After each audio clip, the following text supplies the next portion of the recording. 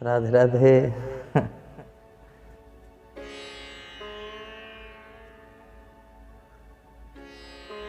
श्रीमद्भागवताक्षोऽयं प्रत्यक्ष कृष्ण एव हि।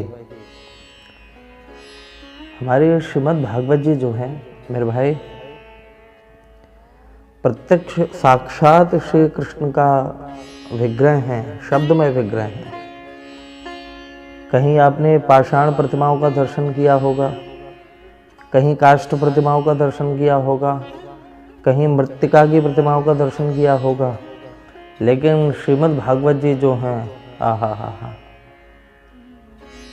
इत्येषा वांगमयी मूर्ति,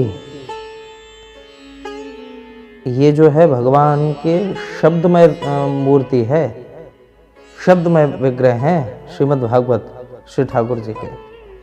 और इसकी एक प्रत्यक्ष और प्रमाणिक घटना आज मैं आपको और साझा करूं। आप सभी लोग बड़े प्यार से श्री ठाकुर जी का नाम स्मरण करते हुए सुने। हमारा जो पैतृक गांव है, उसके पास में एक बड़े प्राचीन व्यक्ति ने ये बात हमको सुनाई, तो सुनकर के बड़ा मन प्रसन्न हो गया, गदगद हो गया मन। श्री बिहार जी, तुम जानो, एक बुजुर्ग व्यक्ति थे, बिल्कुल किसनाई का काम करते थे, किसान थे वो। एक बार उन्होंने कथा सुनी, तो कथा में ये उन्होंने सुन लिया कि श्री कृष्ण जो हैं साक्षात भागवत जी के रूप में प्रकट हुए हैं।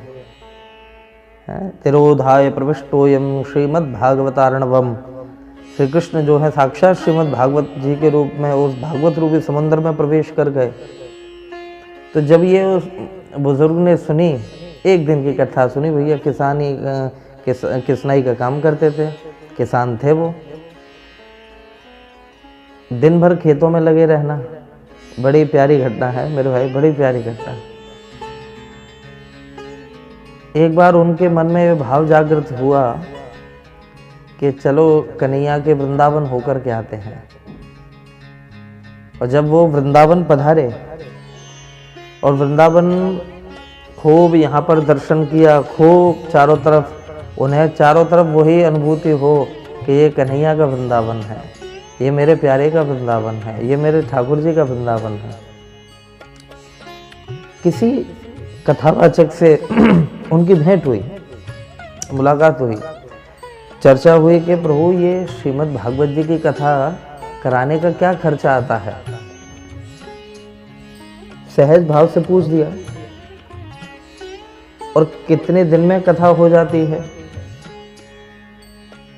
तो व्यास जी ने कहा, और महाराज जी ने कहा कि यदि आप सलीके से आप कथा पूरी सुनना चाहते हैं तो कम से कम 1 महीना तो होना चाहिए, कम से कम 1 महीना।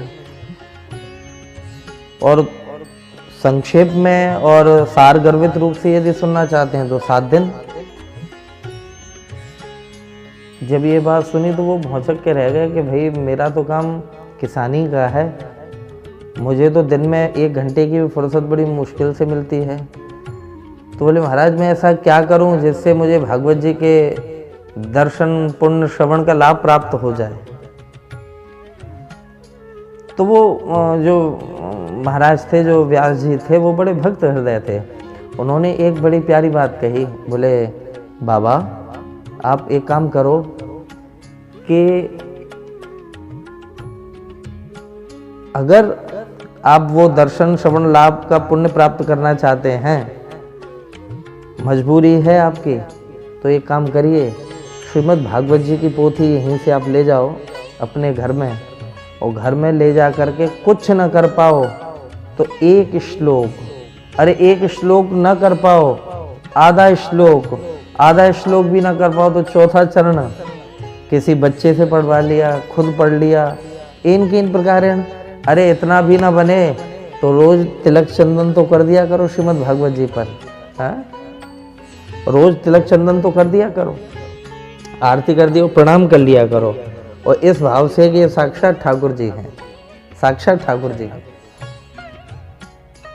वो बुजुर्ग व्यक्ति को उन किसान व्यक्ति को इतनी बढ़िया लगी वो बात, न्योछावर दे करके कहीं से श्रीमद् भागवत जी को लेकर के वो गए अपने गांव, और गांव में जा कर के मेरे भाई बहन उन्होंने अपने घर में श्रीमद् भागवत जी रखी, और रख करके सज्जनों कमाल हुआ। दिनचर्या इतनी व्यस्त थी उनकी, दिनचर्या खेतों में ही काम करते करते, गाय बैल भैंसों का सबका काम करते करते, जब भी समय मिलता तो आकर के बड़ी श्रद्धा से हाथ पैर धोकर के भागवत जी को प्रणाम कर जाते। हे भागवत जी आप देखो, हे भागवत जी आप देखो, प्रणाम कर जाते। कहीं से खेत से आते समय अगर फूल मिल जाता किसी की खेती क्यारी में खड़ा हुआ, एक पुष्प ला करके भागवत जी पे चढ़ा देते। चंदन ला के रखा हुआ था, श्री भागवत जी को चंदन लगा देते, प्रणाम कर लेते। हे भागवत जी आपकी कृपा, हे भागवत जी आपकी कृपा। बच्चे उनके लायक थे, तो जब शरीर उनका अस्वस्थ रहने लग गया तो उन्होंने अपने बच्चों से कहा कि बेटा मैं एक बात कहूँ कि हाँ पिताजी बताओ, कि जब मैं मरूं या मेरा शरीर छूटने वाला हो तो आप सबसे मेरी करबद्ध विनती है कि ये जो पूजा के आले में श्रीमद् भागवत जी रखी हुई हैं, उन भागवत जी को मेरे सीने पर रख देना। बस इतना चाहता हूँ मैं, क्योंकि मैंने ज़िंदगी भर भागवत जी कभी सुनी नहीं, मैंने भागवत जी को अंग संग नहीं किया, मैंने भागवत जी का कोई विशेष अध्ययन नहीं किया। लेकिन महापुरुष लोग कहते हैं, स्वयं श्रीमद् भागवत में लिखा है, ऐसा विद्वान कहते हैं कि श्री कृष्ण का साक्षात वास है श्रीमद् भागवत में। कन्हैया प्रत्यक्ष रूप से विराजमान रहते हैं श्रीमद् भागवत में। जो शब्द हैं वो हमारे ठाकुर जी का ही रूप है, मानो श्याम रंग के। तो बेटा मैंने कोई बहुत भजन पुण्य तो नहीं किया है, लेकिन आप सबसे विनती है कि जब मैं मरूं तो श्री भागवत जी को मेरे सीने पर रख देना, बस मरने से पहले। अरे पिताजी ये आप कैसी बातें कर रहे हैं, ऐसा कुछ नहीं होगा, खामखा की बात करते रहते हो, अभी कोई मरने वाला नहीं है, अभी आपकी खूब उम्र है। स्वाभाविक जो बच्चे कहते हैं वही उन्होंने कहा। दिन निकलते गए, दिन निकलते गए, और एक दिन उन किसान व्यक्ति की खटिया पर लेटे लेटे सांस तेज चलने लग गई। बीमार तो रहती थे, बुजुर्ग थे, श्वास ज़्यादा तेज चलने लग गई, और जब श्वास ज़्यादा तेज चली तो आंखें बड़ी हुई उनकी, घबराहट उठने लग गई, बेचैन होने लग गए।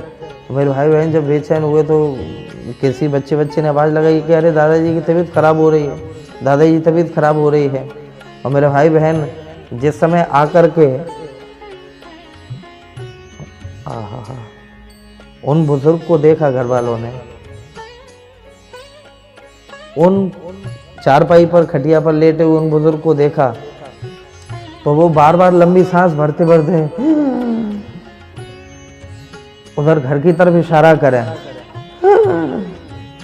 अब वो इशारा तो मेरे भाई कहीं कुछ और नहीं, वो इशारा कर रहे थे कि जो शरीर खराब हो रहा है मेरा, वो जो भागवत जी अंदर रखी हुई हैं उनको ला करके मेरे सीने पर रख दो। बोल नहीं पा रहे थे, श्वास ऊंचा ऊंचा लंबा लंबा चल रहा है, वो श्रीमद् भागवत जी को मेरे इशारा कर रहे थे। बच्चों ने कहा कि अरे पिताजी आप ये क्या कर रहे हो, किस बात की टेंशन ले रहे हो, अरे घर की चिंता क्यों कर रहे हो। लोगों को लगा कि घर की तरफ इशारा कर रहे हैं, तो लोगों को लगा कि शायद ये सोच रहे हैं कि अब मेरे बाद इस घर का क्या होगा, घर की देखभाल करना। अरे आप तो राम राम कहो, ये सबसे कुछ नहीं होना जाना, राम राम कहो, आप तो घर को सब बच्चे देख लेंगे। तो सुनते ही उनके अश्रुबिंदु बह पड़े कि मन में सोच रहे हैं कि हे मेरे गोविंद, मेरे इस वेदना को, मेरे पीड़ा को कोई तो समझो। फिर उन्होंने इशारा किया, जब 10-5 बार लोगों के सामने इशारा किया, तब उनमें से एक बेटे को ये बात समझ में आई कि हे भगवान, पिताजी ने कहा था कि जब उनका शरीर छूट रहा हो तब श्रीमद् भागवत जी को उनके हृदय पर रख दें, श्रीमद् भागवत जी को उनके हृदय पर रख दें। और जैसे ही ये स्मरण में आया, वो बेटा दौड़ा अंदर गया और अंदर जा कर के मेरे भाई बहन भागवत जी को उठाया और उठा करके ले करके आए भागवत जी को सज्जनों, और ला करके अपने पिताश्री के सीने पर श्रीमद् भागवत जी को जैसे ही रखा तो भागवत जी को पकड़ा, हृदय पे जैसे ही भागवत जी स्पर्श हुए तो एकदम शरीर में रोमांचित हो गए और भागवत जी को उन्होंने बल लगा करके हाथों से जकड़ लिया, अपने सीने पर बल लगा करके सीने पर जकड़ लिया। और जैसे ही मेरे भाई बहन भागवत जी को जकड़ा, उसी समय ऐसा दिव्य प्रताप हुआ श्रीमद् भागवत जी का कि उनके जो शरीर छूटने वाला था उनको वाणी प्राप्त हो गई उसी समय, और उसी समय बड़ी जोर जोर से आवाज लगाने लगे, गोविंद, हे केशव, हे मेरे कन्हैया, हे मेरे गोपाल, हे गोविंद, हे केशव, हे कन्हैया, हे मेरे गोपाल, बार बार आवाज लगाने लगे। तो लोगों को लगा कि अरे भाई ये कमाल हो गया है, तो श्री भागवत जी की इतनी बड़ी कृपा। वाणी प्राप्त हुई, तो जैसे ही वाणी प्राप्त हुई तो लोग जो आसपास भीड़ खड़ी हुई थी, ये प्रमाणिक बात सुना रहा हूं आपको, जो आसपास लोगों की भीड़ खड़ी हुई थी उन लोगों ने देखा और पूछा कि अरे दादाजी क्या हुआ आपको, आप ऐसे जोर जोर से क्यों चिल्ला रहे हैं, क्या दिख रहा है आपको? और वो चेहरे पर जो रौनक थी, जो खुशी थी, जब पूछा कि क्या दिख रहा है आपको, तो रुदन करते हुए उन्होंने लेटे लेटे कहा, आहा हा हा, बोले बेटा आज मेरे बगल से देवर्षि नारद जी खड़े हुए हैं, सुखदेव जी महाराज खड़े हुए हैं, महर्षि वेदव्यास जी खड़े हुए हैं, और तो और क्या बताऊं, सांवले सलोने कन्हैया मेरे सामने बंशी बजा रहे हैं।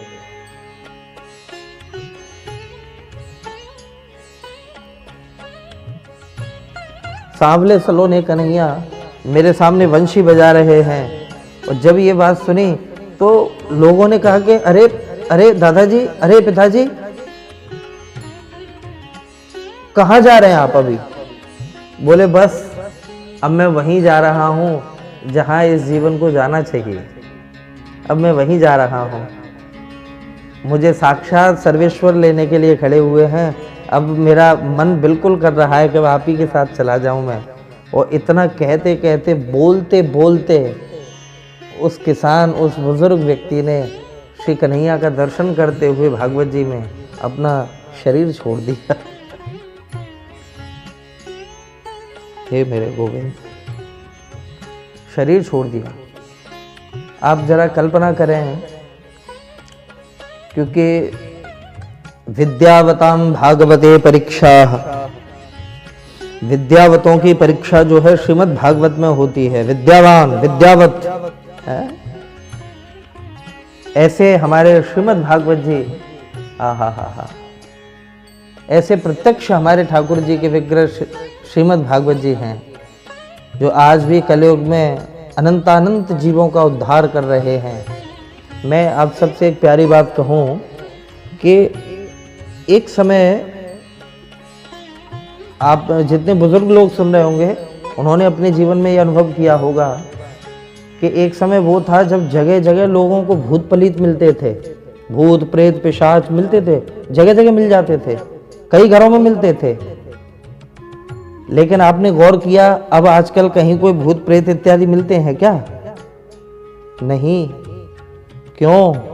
क्योंकि मेरे भाई बहन श्रीमद् भागवत जी जो है जगह जगह हो रही हैं, जगह जगह श्रीमद् भागवत जी के श्लोक गूंज रहे माइक के माध्यम से। तो जहां तक वो आवाज जाती है श्रीमद् भागवत जी के श्लोकों की, श्लोकों का उच्चारण जहां जहां तक जाता है, श्लोकों का उच्चारण, शुद्ध भागवत जी के श्लोकों का उच्चारण जहां जहां तक जाता है मेरे भाई, वो माहौल पूरा परम पवित्र हो जाता है, परम पवित्र हो जाता है। और क्या सुंदर वाक्य है कि प्रहलादस्ताल धारी तरल गतते आचोद्धवक कांस्य धारी वीणाधारी सुर ऋषि स्वर कुशलतया राग करतार जुनो भूत इंद्रो वादीन मृदंगम जय जय सुकरा कीर्तने ते कुमारा यत्राग्रे भाव वक्ता सरस रचनया व्यास पुत्रो बभूव। मैं नहीं कह रहा इन बातों को, श्रीमद् भागवत जी का महात्मा कह रहा है कि जहाँ पर भी श्रीमद् भागवत जी की कथा होती है वहाँ पर भगवान की मंडली साक्षात प्रकट हो जाती है, प्रभु की मंडली साक्षात प्रकट हो जाती है। ऐसी हैं हमारे श्रीमद् भागवत जी। तो मेरे भाई, केवल उस समय आप ये न मानिए कि धुंधुकारी का उद्धार किया था। ऐसा नहीं है कि केवल उस समय धुंधुकारी का उद्धार कर दिया हो। आज भी श्रीमद् भागवत जी जो है न जाने कितने धुंधुकारियों का उद्धार कर रही हैं। आहा, न जाने कितने अधोगति में पड़े हुए उन भूत प्रेत पिशाचों का भी आज उद्धार कर रही हैं। मनुष्य भगवान की पवित्र लीलाओं में भी दिमाग लड़ाता है तो मनुष्य जैसा का तैसा है, लेकिन वो जो भटकी हुई आत्माएं हैं वो जानती हैं उस महत्व को, वो जानते हैं उस तत्व को, उस ईश्वरी सत्ता को। और जब उनको लगता है कि अब कथा मिल जाए, और संयोग से यदि किसी माइक के माध्यम से कभी कहीं कथा चलती रहती है, तो प्राय जितनी भूत व्याधा हैं उन सभी का जो है उद्धार हो चुका है मेरे भाई। ऐसी हैं हमारी ये श्रीमद् भागवत जी, ऐसी हैं श्रीमद् भागवत जी। तो कस्मय्येन विभाषितो यमतुलो ज्ञान प्रदीप पुरा तद्रूपेण च नारदाय मुनये कृष्णाय तद्रूपिणा योगीन्द्राय भगवद्राताय कारुण्यतः तच्छुद्धम विमलम विशोकमृतम सत्यम परम धीमहि। ऐसे सत्य स्वरूप हमारे श्रीमद् भागवत हमारे ठाकुर जी के चरणों में बारंबार प्रणाम है। आप सब लोग भी श्रीमद् भागवत जी में अनन्य निष्ठा बनाते हुए ठाकुर जी की भक्ति करें। सबका मंगल हो। राधे राधे।